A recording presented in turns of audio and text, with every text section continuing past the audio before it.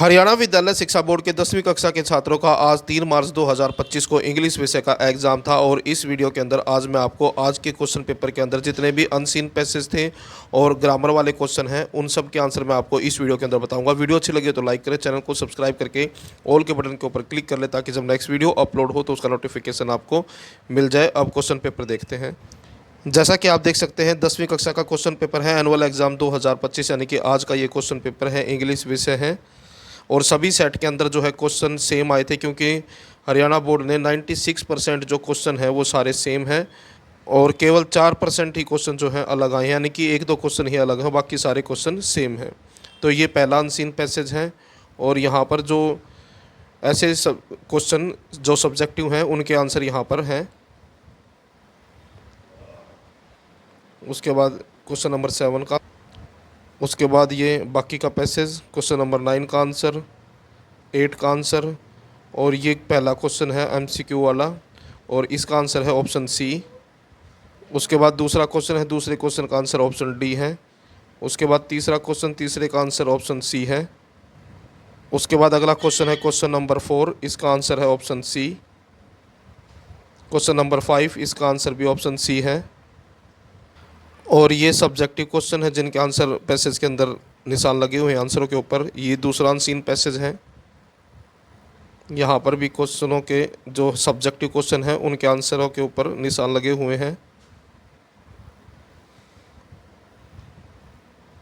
ये पहला क्वेश्चन है, यहाँ पर इसका आंसर है ऑप्शन बी। उसके बाद दूसरा क्वेश्चन, इसका आंसर भी ऑप्शन बी है।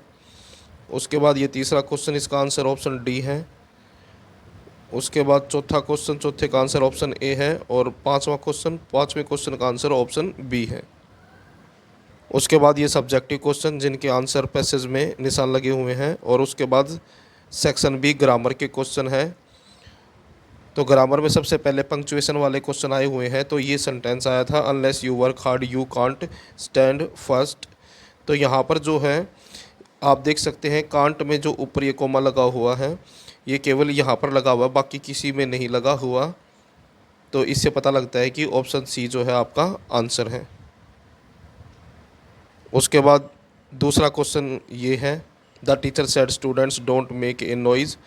तो यहाँ पर जो है ये नरेशन की फॉर्मेशन में, यानी कि नरेशन का जो क्वेश्चन आता है बिल्कुल उस तरह से इसको बनाना था। तो इसका आंसर ये है ऑप्शन डी, क्योंकि यहाँ पर देखें कि रिपोर्टिंग स्पीच का जो पहला वर्ड है, शब्द है, इसका जो पहला अक्षर है वो बड़ा होना चाहिए। तो इसी में सिर्फ इसी वाले में बड़ा है, बाकी किसी में भी जो है एस बड़ा नहीं है, जिससे ये पता लगता है कि ऑप्शन डी ही हमारा आंसर है। उसके बाद fill in the blanks with suitable modal. तो we took a taxi lest you. तो जहाँ पर लिस्ट आ जाता है वहाँ पर मॉडल के अंदर शुड आ जाता है। तो यहाँ पर आ जाएगा शुड आंसर में। और ये आशीर्वाद वाला है, साइन ऑफ एक्सक्लेमेशन लास्ट में लगा हुआ है, तो इसमें आ जाएगा मे। जब आशीर्वाद देते हैं तो वहाँ पर मे का यूज़ होता है। Fill in the blanks with correct non finite. तो इसका आंसर है पहला, this question is difficult to solve. तो ऑप्शन बी जो है इसका आंसर है। दूसरे का है you had better stop smoking. तो ऑप्शन ए जो है आंसर है इसका। उसके बाद है fill in the blanks with correct form of verb, tense वाले हैं। तो I dash wait for you outside for 5 minute. Since और फॉर जिसमें आ जाता है प्रेजेंट परफेक्ट कंटिन्यूअस का सेंटेंस होता है।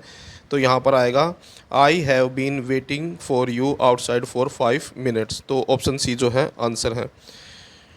उसके बाद I dash study for my exam these days. These days मतलब इन दिनों। तो ये प्रेजेंट कंटिन्यूअस का सेंटेंस है और ये ऑप्शन डी जो है आंसर आएगा, I am studying for my exam these days. उसके बाद ये नरेशन वाला है।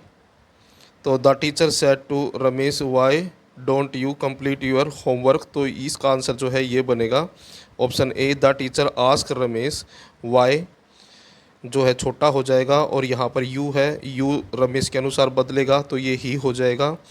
तो डिडंट है तो हैड नॉट, पास्ट में जो है पास्ट इंडेफिनाइट है, ये पास्ट इंडेफिनाइट बदल जाता है पास्ट परफेक्ट में, तो यहाँ पर हैड आ जाएगा, नॉट कंप्लीटेड। और हैड, हैज़, हैव और हैड के साथ हमेशा वर्ब की थर्ड फॉर्म आती है तो कंप्लीटेड। यूअर है, यूअर फिर से इसके हिसाब से, क्योंकि ये सेकंड पर्सन है, सेकंड पर्सन जो है रिपोर्टिंग वर्ब के ऑब्जेक्ट के अनुसार बदलता है, तो ये हीज़ हो जाएगा और फिर होमवर्क। तो इस तरह से ये आंसर बना है। उसके बाद दूसरा सेंटेंस है Yashika said I don't like watching horror movie. तो इसका आंसर बनेगा option B, Yashika said that she didn't like watching horror movie. पहले वाला जो है आंसर इसलिए नहीं बन सकता क्योंकि यहाँ पर आई जो है, ये जो आई है ये इसके अनुसार यानी कि फर्स्ट पर्सन रिपोर्टिंग वर्ब के सब्जेक्ट के अनुसार बदलता है। तो यहाँ पर सिर्फ आई दे रखा है सीधा, तो ये आंसर हो ही नहीं सकता। तीसरे वाले में जो है यहाँ पर सी दिया है, तो यहाँ पर जो है डजंट लिखा हुआ है, तो यहाँ पर डोंट लिखा हुआ है यानी कि प्रेजेंट इंडेफिनाइट है, प्रेजेंट इंडेफिनाइट को पास्ट इंडेफिनाइट में बदलते हैं, तो इसलिए यहाँ पर डिडंट आया है। तो इस तरह से ये आंसर है। ऑप्शन ए जो है, ऑप्शन बी जो है आपका आंसर है। और लास्ट वाला जो है आपका आंसर इसलिए नहीं हो सकता क्योंकि इसमें इफ़ आया हुआ है। जब रिपोर्टिंग स्पीच इंटेरोगेटिव हो यानी कि पर्सन हो और उसमें भी हेल्पिंग वर्ब आए यहाँ पर, तब आती है इफ़। तो इसलिए जो है आपका बी ऑप्शन जो है इसका आंसर है। उसके बाद है fill in the blanks with appropriate article. तो English is the language of an English. तो यहाँ पर इंग्लिश जो है भाषा के लिए है, तो अगर इससे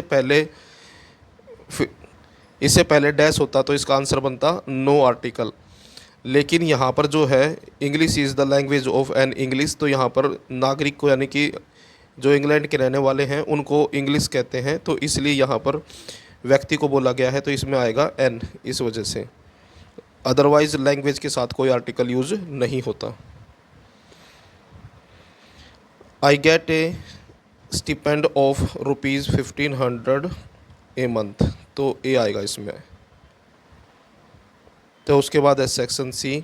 तो ये था आपका अनसीन पैसेज और ग्रामर के क्वेश्चनों का सॉल्यूशन जो आज 10वीं कक्षा का इंग्लिश विषय का एग्जाम हुआ है। वीडियो अच्छी लगे तो लाइक करें, चैनल को सब्सक्राइब करके ऑल के बटन के ऊपर क्लिक कर ले ताकि जब नेक्स्ट वीडियो अपलोड हो तो उसका नोटिफिकेशन आपको मिल जाए।